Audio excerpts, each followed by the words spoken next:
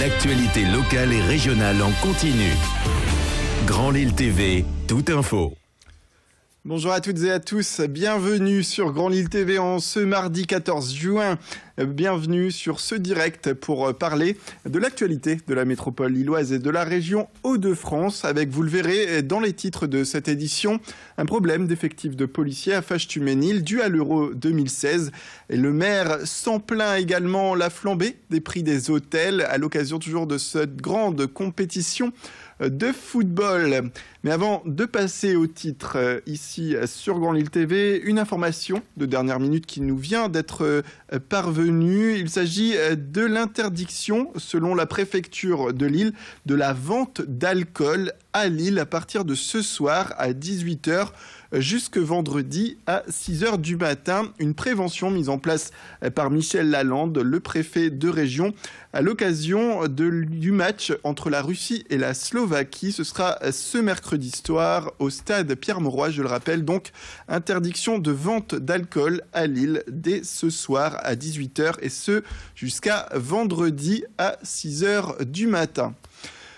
Pour rester donc dans le cadre de l'Euro 2016, on revient sur cette tristesse de la part du maire de Fâche-Tuménil qui voit ses policiers partir de plus en plus. De fait, organisé à la périphérie de ce championnat d'Europe qui obéissent à un modèle économique qui n'a pas vocation à solliciter une sécurisation par les forces de l'ordre, en tout cas sûrement pas au détriment de la sécurité dans nos territoires. Encore une fois, c'est une période qui peut être aussi agitée et complexe dans les communes à la périphérie de Lille.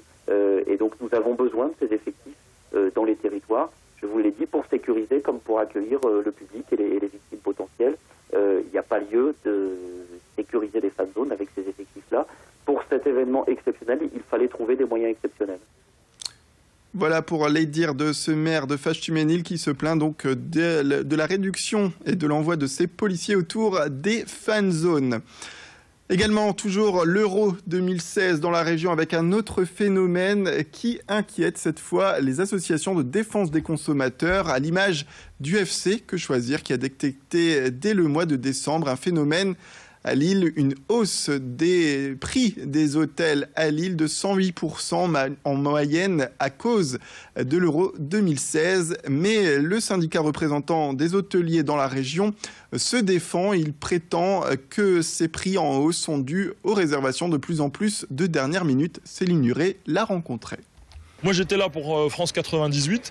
On est dans la même chose, mais en moindre, parce que pour France 98, on avait beaucoup de réservations à l'avance, alors que là, on constate bien qu'on a des réservations de court séjour, 1 ou 2 nuits maximum, et on n'a pas de gens qui restent 4 ou 5 nuits, et surtout qui ont réservé au dernier moment.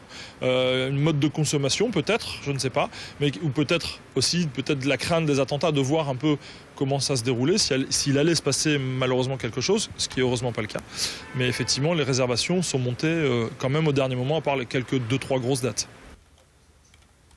Également, dans cette édition, un portrait, l'association T'as un ami, une association lilloise qui vient en aide aux personnes seules ou malades, ont mis en avant une autre antenne, T'as un rêve, pour permettre aux personnes seules et malades toujours de vivre un moment unique.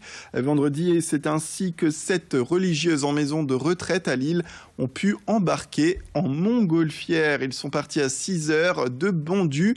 Et je vous propose tout de suite de découvrir le reportage signé Alison Pelotier. Marie-Jo, t'aimes bien? Oui. José, c'est beau, hein? Beau. On est fait pour être un oiseau, je crois. Le soleil perçant du petit matin illumine les yeux bleus de Marie-Josée. Aujourd'hui, cette religieuse de 81 ans célèbre une cérémonie toute particulière, son baptême de l'air en montgolfière. Grâce à l'association T'as un ami, elle s'est envolée à plus de 800 mètres d'altitude. À ses côtés, 6 autres femmes, des amies avec qui elle souhaitait partager ce rêve d'enfance. Elles sont allées voir leur médecin, elles en ont discuté avec leur famille, elles ont mis tout un ensemble de relations autour d'elles pour nous persuader que c'était le bon choix, le bon rêve. On les a laissées actrices et c'est ça le plus important. On n'a pas décidé pour elles. On a dit soyez actrices, c'est pas parce que vous êtes âgée que vous ne pouvez plus être actrice de la société. La tête dans les nuages, les 7 femmes, les bénévoles de l'association et les 2 membres de l'équipage survolent les grands moulins de Paris, les Wep, et aperçoivent au loin l'antenne du Mont des Cats. Les religieuses sont au 7e ciel. Elles attendaient ce moment depuis des années. Armentières. On est sur le cap d'Armentières. Oh, chouette. Après, ça peut changer, hein. Si, ça peut changer. Hein. Oui, mais bon, d'autres, ça dépend du vent. On peut faire demi-tour. Pas de panique, la montgolfière se pose bien dans un champ à proximité d'Armentières.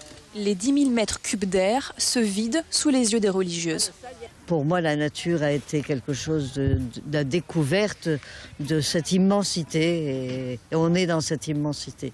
On n'avait pas l'impression de monter. C'est très calme, très doux, vraiment très très bien. Je m'en inquiétais un petit peu. Enfin, ça s'est bien passé. Tous les applaudissements. Félicitations. Les 7 femmes ont même eu droit à un petit sésame, un certificat du baptême de l'air. Retour abondu après l'effort, le réconfort, le verre à la main. Elles trinquent à la vie, qu'elle soit comme ces petites bulles, belles et effervescentes. Voilà pour ce reportage signé Alison Pelotier. C'est la fin de cette édition. Merci à toutes et à tous de nous avoir suivis. Tout de suite, la météo et le trafic routier en temps réel.